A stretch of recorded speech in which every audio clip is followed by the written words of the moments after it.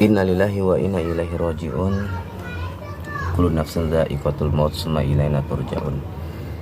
Kabar duka datangnya dari Al-Mukarramal Ustadz Yahya Waloni. Saat ini mengembang rekan karena bertepatan dengan hari Jumat dan juga hari raya Idul Adha. Ustadz kondang kelahiran tanggal 30 November tahun 1970. Beliau menutup usia saat menyampaikan khutbahnya yang mana beliau bertugas sebagai khotib di Masjid Darul Falah, Kota Minahasa Upa, Makassar.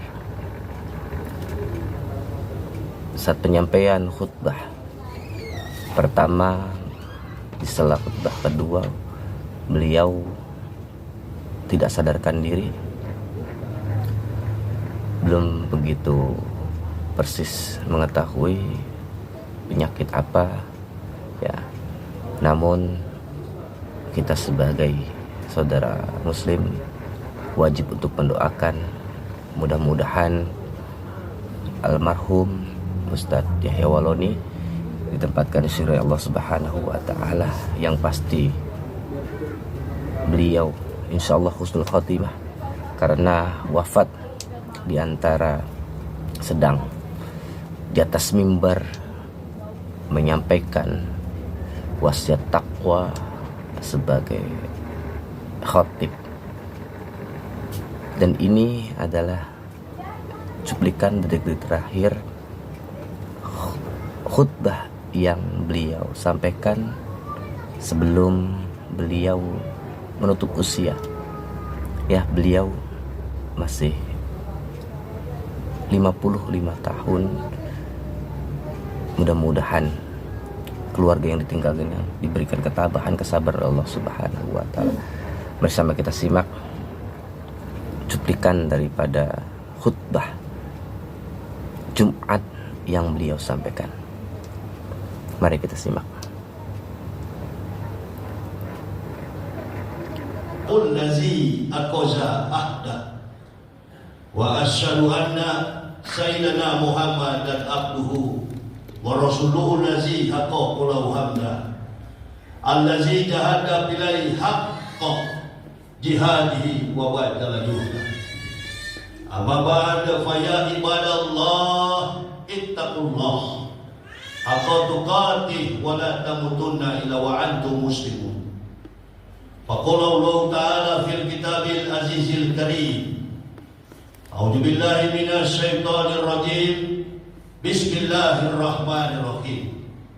Falamma balagha mausa yaqula ya bunayya inni asrafil manami ani asbauka fansur masatarah. Qala ya abati fa'al ma'tumar satajidun insyaallah minasabirin. Ma'asyiral muslimin wal muslimah, hadirin jamaah salat Idul Adha yang dirahmati oleh Allah Subhanahu wa Ta'ala. Pada hari ini bertepatan dengan tanggal 10 Zulhijjah tahun 1446 Hijriah, atau bertepatan pula dengan tanggal 6 Juni tahun 2025 Hijriah, tahun 2025 Miladiah.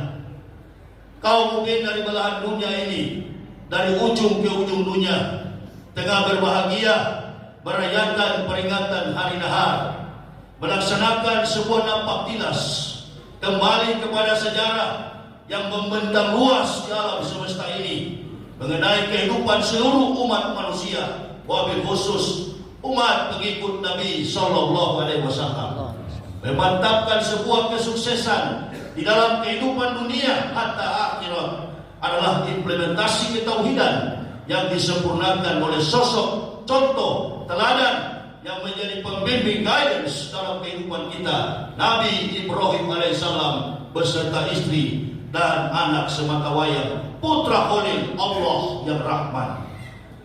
Allahu Akbar. Allahu Akbar walillahil hamd. Dikisahkan suatu ketika Nabi Ibrahim alaihissalam ingin mendapatkan sosok keturunan, dan kemudian beliau menuju Baitul Maqdis, berdoa meminta kepada Allah Subhanahu wa taala agar dikaruniakan, agar dianugerahi seorang sosok putra, anak untuk mendampingi kehidupan suami istri. Waktu terus berlalu begitu lama. Nabi Ibrahim kemudian kembali ke tempat halaman, tempat kampung halamannya. Dan pada saat itu Nabi Ibrahim dikenal sebagai nabi yang ikhlas, nabi yang jujur, nabi yang berkorban bagi diri dan orang lain. Pada saat ketika Nabi Ibrahim alaihissalam mengorbankan 1.400 ekor kurban, 300 lembu, 1.000 kambing, dan 100 ekor unta. Masyarakat yang ada di kalangan kampung beliau berdecak kagum, memuliakan, memuji akan keikhlasan kurban yang diberikan oleh Nabi Ibrahim alaihissalam. Sembari mereka berkata, wahai Ibrahim, begitu banyak kurban yang engkau berikan, tak satu pun kami dari semua yang hadir ini mampu memberikan kurban sebanyak itu. 1.400 kurban. Ibrahim sebagai manusia biasa tentu merasa gembira, merasa senang apabila mendengar kalimat untuk memuji beliau. Sembari beliau berkata, jangankan 1.400 korban, jika Allah Subhanahu wa taala memberikan anak keturunanku mendengar munajat doa yang saya sampaikan, insya Allah anak saya pun akan saya korbankan. Waktu berlalu dengan begitu cepat. Ibrahim lupa bahwa dia pernah bernazar di hadapan Allah Subhanahu wa taala. Dalam seketika datanglah pengakuan, datanglah sebuah ujian. Mimpi falama balagha mau saya boleh unaya ini arafil manam ani asbauka fansur masatar ya aba tifal matumar satajiruni insyaallah minasabirin. Maka datanglah mimpi itu.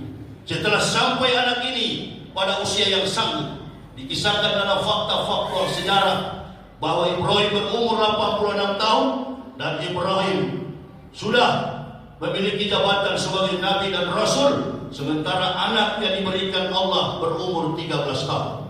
Ismail, putra sematawayang, putra Khalil Allah yang Rahman, berkata kepada anaknya Ismail, wahai anakku, aku akan menyembelih engkau. Ya bunaya, ini asrafil manam, ani asbauka fansur masadara. Dengan respon yang sangat cepat, diimbangi dengan ketakwaan, keikhlasan, ketakwaan kepada Allah Subhanahu wa taala, ketaatan kepada kedua orang tuanya. Beliau menjawab, ya abati al matumar satajiduni insyaallah minasabirin. Lakukan wahai ayahku dengan cepat, supaya engkau akan mendapatiku, insyaallah tergolong orang-orang yang sabar. Kemudian dilakukanlah penyembelihan itu. Beliau di sini sudah tidak sadarkan diri. Ya mudah-mudahan bersama kita doakan, kita kirimkan Fatihah. Mudah-mudahan Allah ampunkan dosa dan kesalahan daripada almarhum, dan Allah berikan ketabahan, kesabaran bagi keluarga yang ditinggalkannya. Bismillahirrahmanirrahim. A'udzubillahi minasyaitonir rajim. Bismillahirrahmanirrahim. Alhamdulillahirabbil alamin arrahmanirrahim maliki yaumiddin. Iyyaka na'budu wa iyyaka nasta'in. Ihdinas siratal mustaqim. Siratal ladzina an'amta 'alaihim ghairil maghdubi 'alaihim waladdallin. Rabbighfirli wa li walidayya amin. Ya, terima kasih sudah menonton video ini. Mudah-mudahan kita diberikan sehat, panjang umur Allah Subhanahu wa taala, berkah umur oleh Allah Subhanahu wa taala, taat dalam ibadah kepada Allah Subhanahu wa taala. Assalamualaikum warahmatullahi wabarakatuh.